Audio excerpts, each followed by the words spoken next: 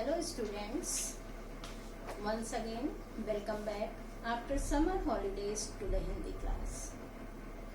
Students of class 9th, before the holidays I taught you Sahitya Sagar, both chapter from story department and both from poem.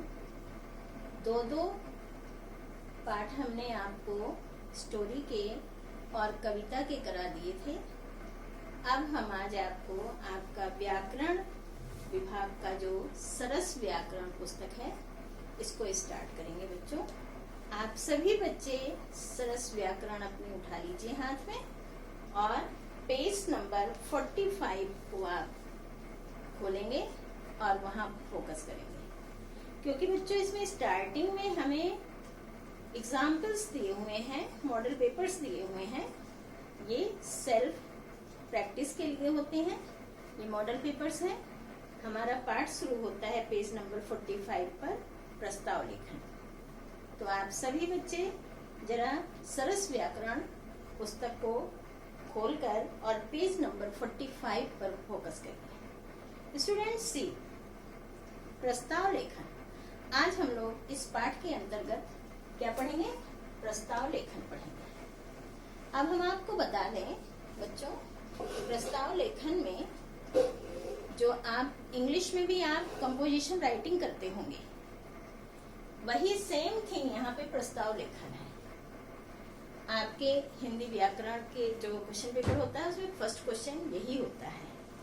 तो आप देखिए, इसको लिखने के हम जो विधि हैं, तरीके हैं, उसको आज समझेंगे, पढ़ेंगे और फिर हम लोग प्रस्ताव लेखन की प्रैक्टिस करेंगे। तो चलिए सबसे स्टार्टिंग पॉइंट पर आते हैं कि प्रस्ताव शब्द का अर्थ क्या है।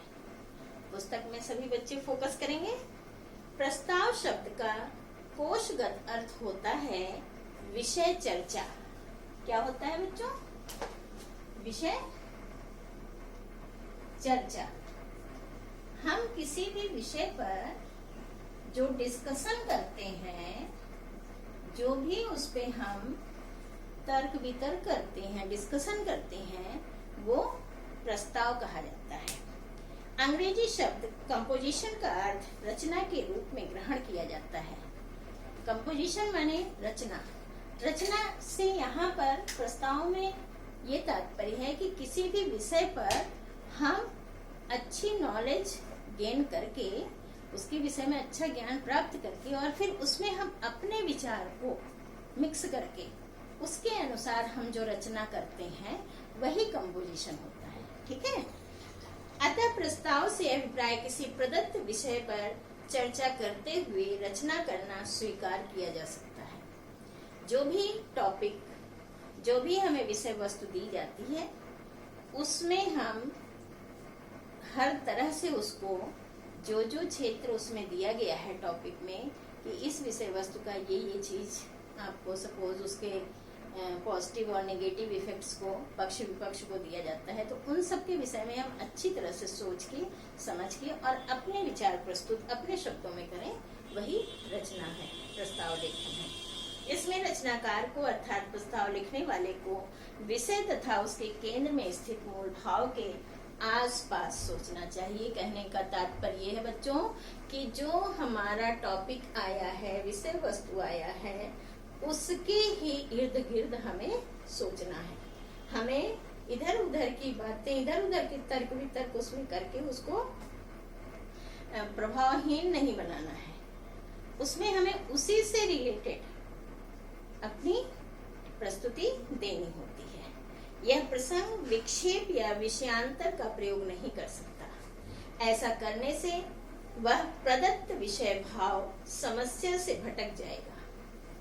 अगर हम ऐसा नहीं करते हैं ना, तो हम उस टॉपिक से भटक जाएंगे, क्योंकि किसी भी चीज का अगर उसमें हम तर्क वितर्क करते जाएं और बिल्कुल ही केंद्र पे हम अपना ध्यान नहीं रखते हैं, तो इधर उधर भटक जाएंगे। कहीं से कहीं वो विषय कहीं जाके और रिलेट हो जाएगा, संबंध हो जाएगा।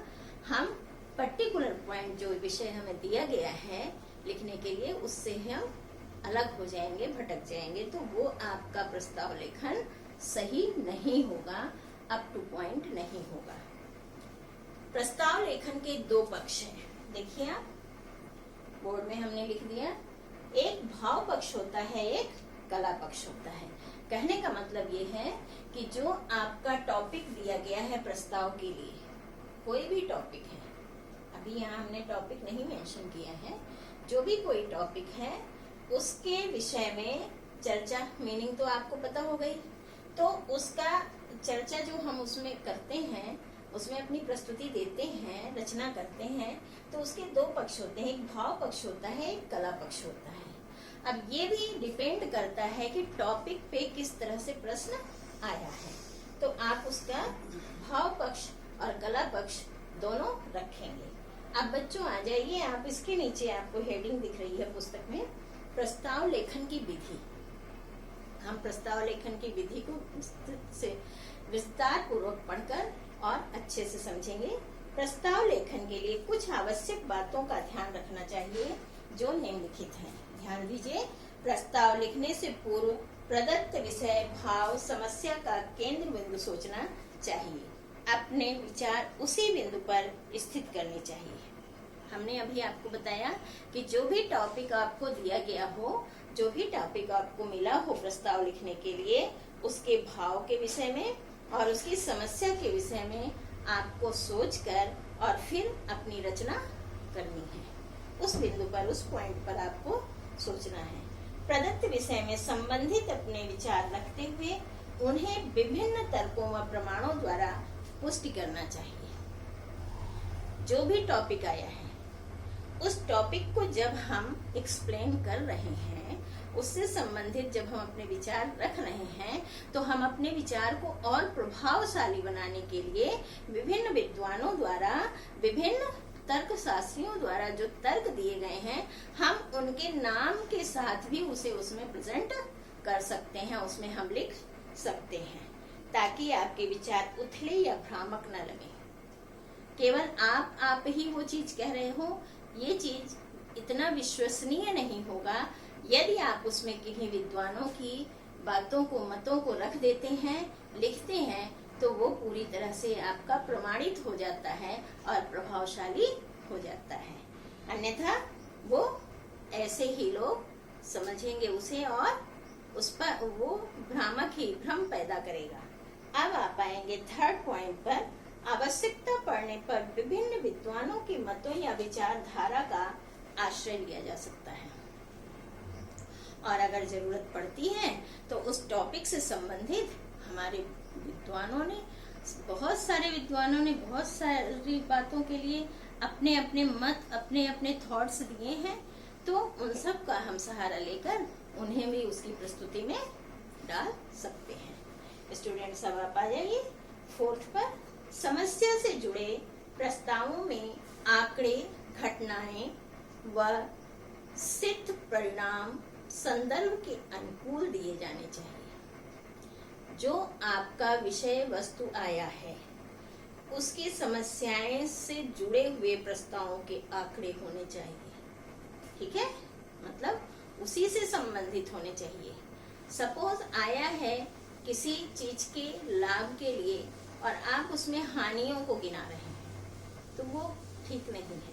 तो इसी तरह इसमें ये कहना है कि जो उसमें समस्या दी गई है, उसका आंकड़ा मीन्स मूल्यांकन करना कि हाँ ये कितना, कैसा, कितने परसेंट था, नहीं था। फिर वो घटनाएं और उनको सिद्ध करने वाले प्रमाण के संदर्भ में, उसको सिद्ध करने के लिए प्रमाण के संदर्भ में ये सब हमें लिखना चाहिए। उसकी जानकारी, उसका ज्ञान हमें पहले से ही पढ़कर हासिल रखना चाहिए और उनको अपने शब्दों में अनुकूल रूप से, पॉजिटिव ढंग से प्रस्तुत करना चाहिए। इससे प्रस्ताव रचना समर्थ व गंभीर बनेगी। इससे क्या होगा कि आपकी जो प्रस्ताव लेखन है, जिस भी विषय पर आया है जो आप लिख रहे हैं, वो बड़ा प्रभावशाली बनेगा, गंभीर रूप उसका बनेगा। अब आप आगे देखिए फिफ्थ पर। वाद विवाद, जिसे आप इंग्लिश में डिबेट कहते हैं, या पक्ष विपक्ष से जुड़े डिबेट को, वाद विवाद को, इसमें हम पक्ष और विपक्ष में ही डिबेट करते हैं। जुड़े विषयों पर प्रस्ताव लिखते समय अपने विचार किसी एक बिंदु, पक्ष या विपक्ष पर स्थित कर लेने होते हैं। अगर आप डिबेट लिख रहे हैं तो उसमें आपको किसी एक पार्ट को चुनना होगा, या आप पक्ष चुन लीजिए या आप विपक्ष चुन लीजिए। ठीक है, क्यों कि अगर आप उसके विपक्ष में बोल रहे हैं तो पक्ष में कैसे बोल सकते हैं, लिख सकते हैं। कहने का तात्पर्य है कि आपको उसका एक भाग लेना पड़ेगा ताकि आपकी अभिव्यक्ति एक ही दिशा में विकसित या पल्लवित हो सके। तो आप उसी दिशा में अच्छे से सोच सकेंगे और अच्छे से अपनी प्रस्तुति दे सकेंगे, लिख सकेंगे। जैसे अपराध की समाप्ति के लिए प्राण दंड अनिवार्य है। मान लीजिए टॉपिक आता है कि अपराध की समाप्ति के लिए प्राण दंड देना अनिवार्य है। ऐसे कई अन्य विषय भी प्रस्ताव लेखन के लिए दिए जाते हैं। अतः इस विषय के पक्ष या विपक्ष अर्थात समर्थन या विरोध को आधार बनाकर विचार पल्लवन अपनाना चाहिए।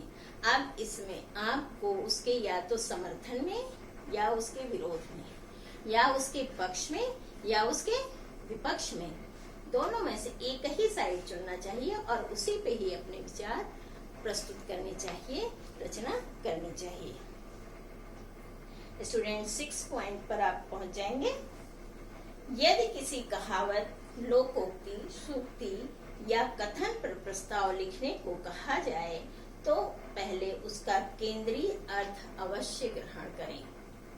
कहने का तात्पर्य है कि अगर कोई कहावत है, कोई लोकोक्ति है और उस पर आपको प्रस्ताव लेखन के लिए कहा जा रहा है तो उसका जो केंद्रीय भाव है, मूल भाव है उस लोकोक्ति का, उस के थॉट का, जो भी उसका मेन मीनिंग है, उसको हमें ध्यान में रखते हुए हमें उसकी सामग्री मीन्स लिखने की जो भी सेंटेंस हैं, जो भी हम उसमें कंटेंट देना चाहते हैं, उसके अनुसार हमें चुनना चाहिए। जैसे कर भला तो हो भला। कर भला हो भला का मीनिंग ये है कि परोपकार, भलाई करना मूल मीनिंग है। अब इस पर आधारित हमें सामग्री प्रस्तुत करनी है।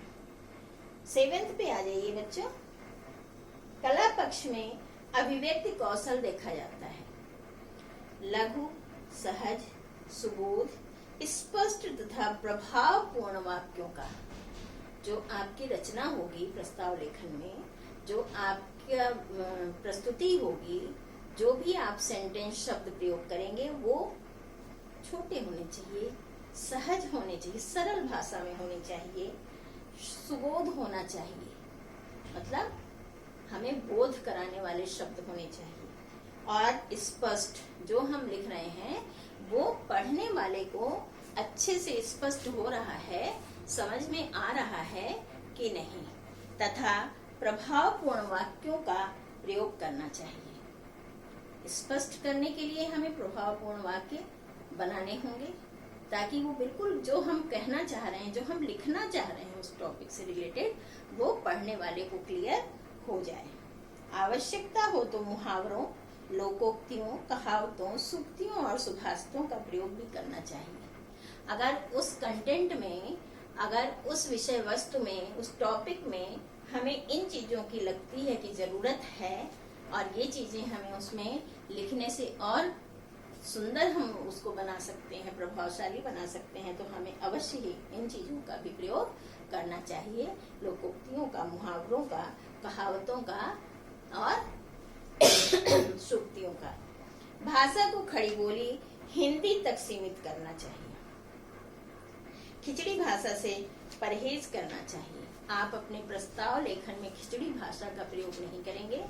हमेशा अपने प्रस्ताव लेखन में आप खड़ी भाषा को ही प्रायोरिटी देंगे, अर्थात महत्व देंगे। आपका पूरा प्रस्ताव लेखन खड़ी भाषा में होना चाहिए। प्रस्ताव का कलेवर। प्रस्ताव का कलेवर मीन्स उसका पूरा कंटेंट किस तरह से आप डिवाइड करेंगे और किस टॉपिक में आप क्या चीज डालेंगे, ये आपको निश्चित कर लेना है। तो देखिए, इसको हमारे पुस्तक में ये बताया गया है कि हमें 3 भागों में विभक्त करना चाहिए। प्रस्ताव का कलेवर प्रायः 3 भागों में विभक्त होता है। ज्यादातर 3 भागों में ही होता है। कोई कोई विषय ऐसे आ जाते हैं, कोई कोई टॉपिक ऐसे होते हैं कि जिनको हम 4 भाग बना देते हैं, अन्यथा ये मोस्ट ऑफ 3 भाग ही होते हैं। प्रारंभ, इसमें प्रदत्त विषय समस्या की प्रस्तावना होती है। कहने का मतलब जो भी टॉपिक आया है उस टॉपिक की प्रस्तावना, भूमिका, क्या है वो टॉपिक, उससे आप क्या समझ रहे हैं, आप क्या समझाना चाह रहे हैं, आदि आदि। विषय या समस्या की गंभीरता पर विचार इसी प्रारंभिक चरण में एक अनुच्छेद में करना चाहिए। एक पैराग्राफ में आपको पूरी उसकी भूमिका, प्रस्तावना आपको लिख देना चाहिए कि ये क्या चीज है, कहाँ से आया है, कैसे है, क्या विषय है, ठीक है। वो सारी उसका इंट्रोडक्शन टाइप का, भूमिका टाइप का आपको फर्स्ट पैराग्राफ में लिखना चाहिए, जो सबसे पहला पैराग्राफ होगा। उसमें आप प्रस्तावना हेडिंग भी मेंशन कर सकते हैं। कथ्य विवेचन, अब जो टॉपिक आया है उसे हमें ब्रीफली, विस्तार पूर्वक एक्सप्लेन करना है, अपने विचार व्यक्त करने हैं। तो इसमें विषय समस्या का तर्कपूर्ण विवेचन प्रस्तुत किया जाता है। विवरणात्मक तथा वर्णनात्मक उसका पूरा विवरण देते हुए और उसका वर्णन करते हुए हमें प्रस्ताव में इसके अंतर्गत मुख्य आयोजनों की चर्चा की जानी चाहिए। मतलब उस टॉपिक के सारे विवरण, तर्क विवेचन आदि को हमें वर्णन करते हुए बहुत ही अच्छे ढंग से, मुख्य तरीके से प्रस्तुत करना है। समापन भाग, ये आपका बीच का पैराग्राफ हो गया, मिडिल भाग हो गया। फिर आपका आता है समापन। समापन भाग में हमें जो टॉपिक आया था उसको कंक्लूड करना है, जिसको हम उपसंहार भी कहते हैं निबंध में। इसमें अपने विवेचन के निष्कर्ष, जो आपने कथ्य विवेचन में पूरा तर्क सहित, विवरण सहित, वर्णन सहित एक्सप्लेन किया है, उसके निष्कर्ष को, सुझाव को आप इस पैराग्राफ में लिखते हुए यह प्रस्ताव आप अपने दृष्टिकोण से आधारित करते हुए समापन कर देंगे। कहने का मतलब ये है कि जो विषय आपका आया था, जो टॉपिक आपका आया था, उसको मिडिल पैराग्राफ में आपने जो एक्सप्लेन किया है, उसका विवरण किया है, उसके सारे तर्क की विवेचना की है, उन सब का अब यहाँ पे लास्ट पैराग्राफ में आपको समापन विभाग में क्या करना है कि उनके निष्कर्ष को और सुझाव को, समाधान को आपने जो उस विवरण में दिखाया है उसे बताते हुए, और आप अपने दृष्टिकोण से जिस चीज पर आप ज्यादा फोकस कर रहे हैं, आपको ज्यादा सही लग रहा है जो सुझाव, वो दिखाते हुए समाप्त कर देना है। अब विषय की दृष्टि से प्रस्तावों का वर्गीकरण। अलग अलग विषयों के अलग अलग तरीके से वर्गीकरण किए गए हैं कि किस किस तरह के टॉपिक आ सकते हैं। विषय की दृष्टि से प्रस्ताव के निम्नलिखित प्रमुख वर्गीकरण हैं, प्रकार हैं। जैसे वर्णनात्मक। वर्णनात्मक टॉपिक ऐसे आ जाता है जैसे आप पिकनिक पे गए हैं तो वहां का वर्णन कीजिए। फिर आप रेलवे स्टेशन पे गए हैं, प्लेटफॉर्म पे गाड़ी लेट होने से 2 घंटे आपने कैसे बिताया उसका वर्णन कीजिए। इस तरह के टॉपिक जो होते हैं वो वर्णनात्मक होते हैं। इसमें यात्रा, ऋतु, तीर्थ, दर्शनीय स्थल, भवन, उत्सव आदि से संबंधित वर्णन होता है। अर्थात जो हमने किया है, जैसा भी हुआ है, उस चीज को हमें वर्णन करना, एक्सप्लेन करना, ठीक है। विवरणात्मक में इसमें हम वृत्तांत की प्रधानता होती है।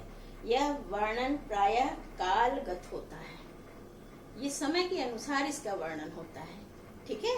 ये वृत्तांत होता है, कोई कथा होती है, कोई कहानी होती है, इसमें उसकी प्रधानता होती है किसी घटना की, किसी कहानी की, और उसको हमें समय के अनुसार, कालगत अनुसार उसकी वर्णन करना होता है। विचारात्मक, इसमें आपको क्या करना है, इसमें बुद्धि तत्व की प्रधानता होने के कारण विचार पक्ष प्रधान होता है। कोई सपोज कोई टॉपिक है, उसमें आपका विचार पूछा गया है कि आपके विचार से ऐसा होता तो क्या होना चाहिए था। जैसे टॉपिक आता है कि यदि आप स्कूल के प्रधानाचार्य होते तो स्कूल के लिए आप क्या करते हैं, इसमें हमें अपने विचार देने हैं। तो इस तरह के टॉपिक जो हैं वो विचारात्मक होते हैं, इसमें हमारी बौद्धिक प्रधानता होती है, अर्थात हम अपनी बुद्धि से क्या सोच सकते हैं, क्या हमारे विचार होंगे, क्या हम प्रेजेंट करेंगे। ठीक है। भावात्मक ऐसे विषय में भावों से संबंधित होते हैं। कैसे? जिसमें एकता, दया, परोपकार, अहिंसा, आकर्षण, आनंदन, विषाद, मतलब किसी भी प्रकार का कोई भाव उससे रिलेटेड अगर टॉपिक है तो हम उसका वर्णन करते हैं। फुटकर इस प्रकार के प्रस्ताव मिले जुले विषयों से संबंधित होते हैं, जिसमें भाषा, विज्ञापन, आत्मकथा, जीवनी आदि पर विचार किया जाता है। तो स्टूडेंट्स, ये आपका प्रस्ताव लिखने की विधि और तरीका हमने एक्सप्लेन कर दिया है। अब हम लोग इसकी प्रैक्टिस करने के लिए इसके नीचे सामान्य प्रस्ताव लेखन हेडिंग पर आएंगे और आपका फर्स्ट टॉपिक, आपकी प्रिय ऋतु कौन सी है और क्यों, इस ऋतु में मनाए जाने वाले त्योहारों का महत्व बताइए। तो ये वाला टॉपिक आप कॉपी में, अपने स्कूल कॉपी में, स्कूल की कॉपी आपको सरस व्याकरण की बनानी है। हमने पीछे वीडियो में भी बताया, एक ही कॉपी बनती है।